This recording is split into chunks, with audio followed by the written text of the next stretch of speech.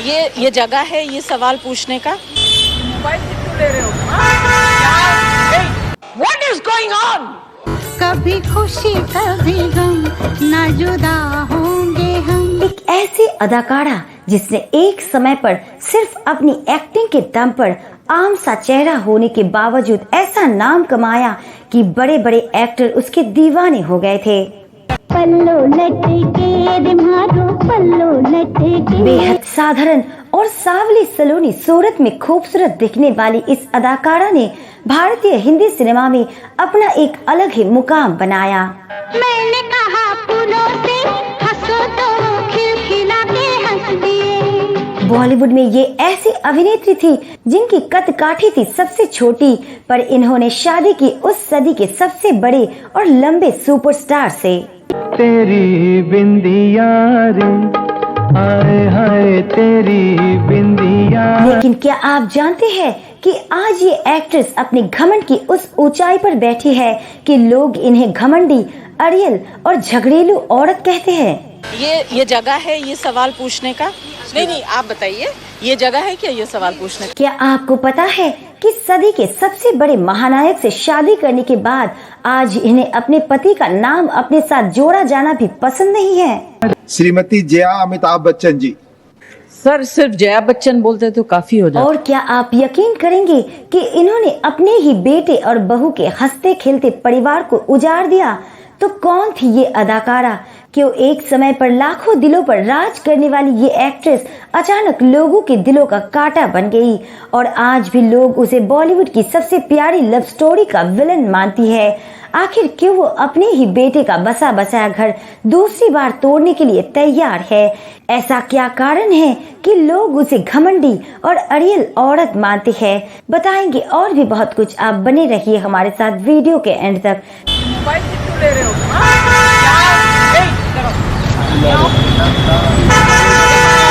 Hello दोस्तों, मैं हूं अनु और आप देख रहे हैं अपना पसंदीदा चैनल A2 रिव्यूज। दोस्तों आज हम इस वीडियो में सबसे ज्यादा प्यार के बाद सबसे ज्यादा नफरत पाने वाली एक्ट्रेस जया भादुरी के बारे में बात करेंगे। आगे बढ़ने से पहले आप हमारे चैनल में नए हैं तो चैनल को सब्सक्राइब करना ना भूलें।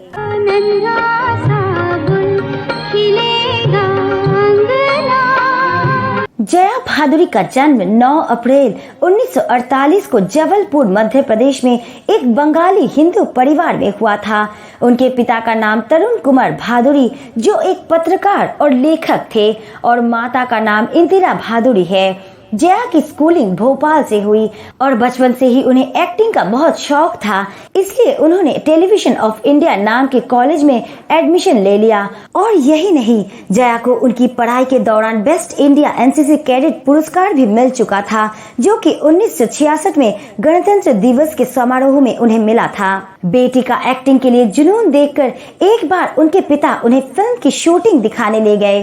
प्रसिद्ध डायरेक्टर सत्यजीत रे की फिल्म की शूटिंग चल रही थी और उन्हें अपनी अगली फिल्म के लिए एक अलग तरह की चुलबुली लड़की की तलाश थी।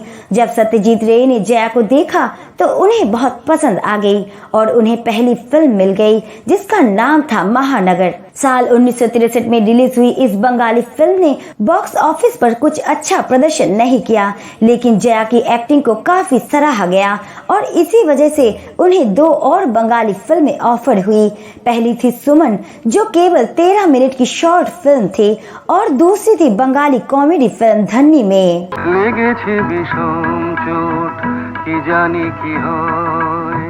वो अपने इंस्टीट्यूट में एक्टिंग में गोल्ड मेडलिस्ट हो चुकी थी और एक दिन जब वो पढ़ाई कर रही थी तो ऋषिकेश मुखर्जी इंस्टीट्यूट पहुंचे और जया को देखते ही अपनी फिल्म में साइन कर लिया। साल 1971 में जया बच्चन की पहली हिंदी फिल्म गुड्डी रिलीज हुई।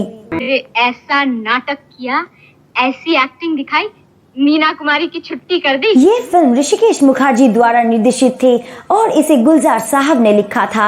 जया बच्चन के अलावा धर्मेंद्र और असरानी भी इस फिल्म में थे। वो भाभी आजकल यही स्टाइल है, इसे मिनी फ्रॉक कहते हैं। स्टाइल वेल मैं नहीं जानती हूँ, वह बड़ी हो गई है, साड़ी पहनना सीख। इस फिल्म में जया के काम को खूब पसंद किया गया और वो बन गई बॉलीवुड की गुड्डी।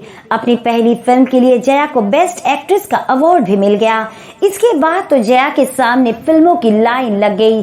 डायरेक्टर्स स्क्रिप्ट लेकर उनके दरवाजे के चक्कर काटने लगे। उन्होंने कोरा कागज, जवानी दीवानी, पिया का घर, परिचय, कोशिश, शोर, अनामिका, फागुन और बावर्ची जैसी बेहतरीन फिल्मों में काम किया और वो जानी मानी एक्ट्रेस बन गई। बाहों में चले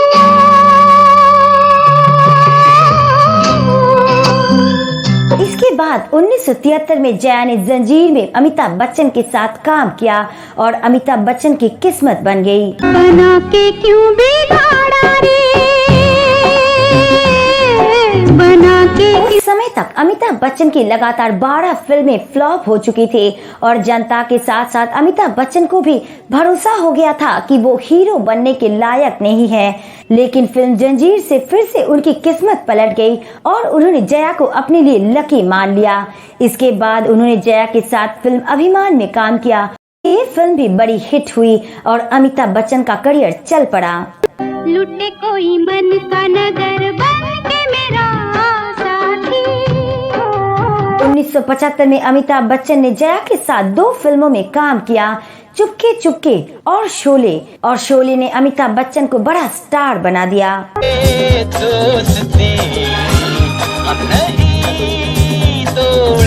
अमिताभ बच्चन जया की बहुत रिस्पेक्ट करते थे, जिसका कारण भी था।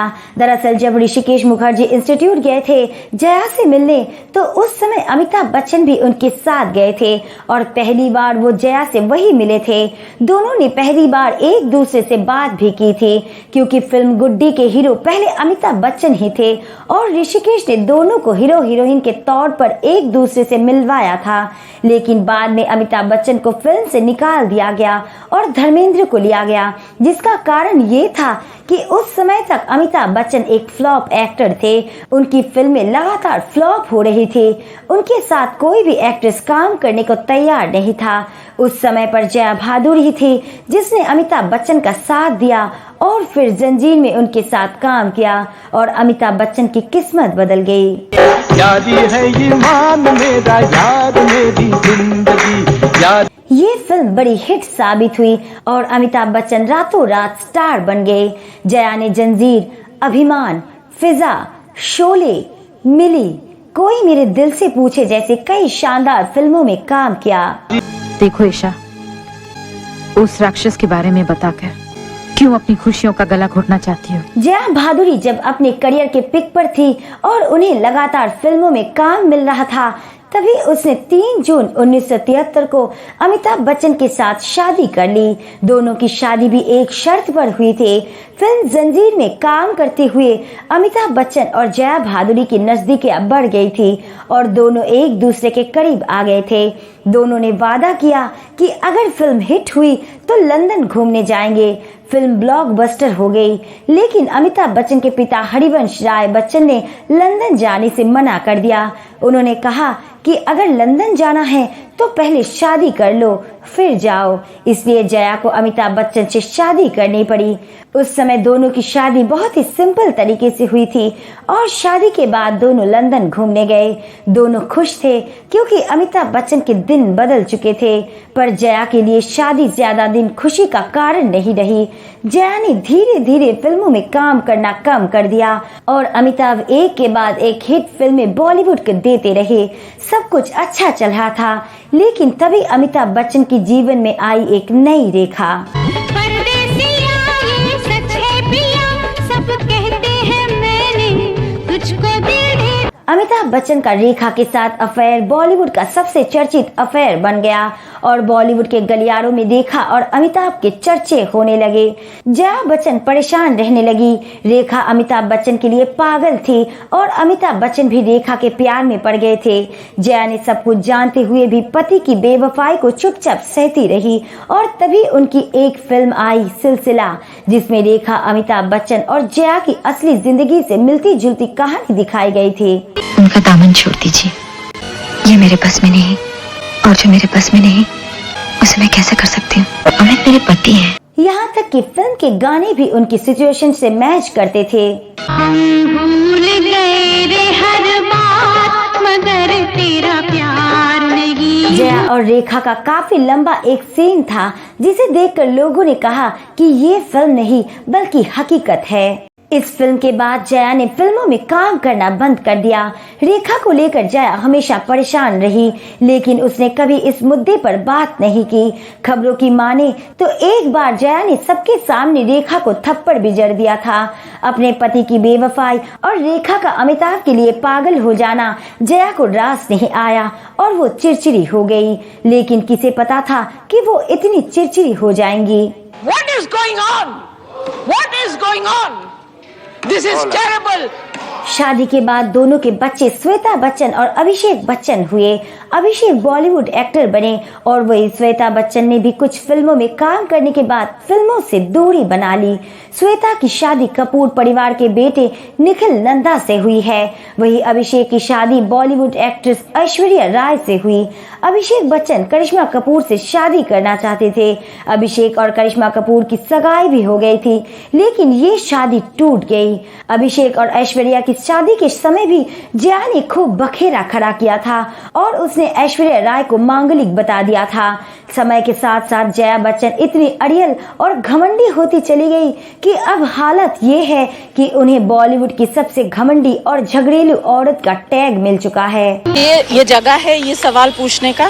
नहीं, आप बताइए, ये जगह है क्या ये सवाल पूछने का? आप बताइए। लंबे समय के बाद जया ने दोबारा फिल्मों में वापसी भी की और कुछ अच्छी फिल्मों में काम भी किया, जिनमें कल हो ना हो, कभी खुशी कभी गम, लगा चुनरी में दाग और फिजा जैसी बेहतरीन फिल्में शामिल है। कभी खुशी कभी गम ना जुदा होंगे हम, कभी खुशी। जया बच्चन अपनी बेटी श्वेता बच्चन को खूब चाहती है और श्वेता बच्चन के ही कहने पर जया ने फिल्मों में काम करना छोड़ दिया था और अपने परिवार पर ध्यान दिया और अब अपनी बेटी की ही कहने पर वो ऐश्वर्या राय और अभिषेक बच्चन के रिश्ते को भी तोड़ रही है।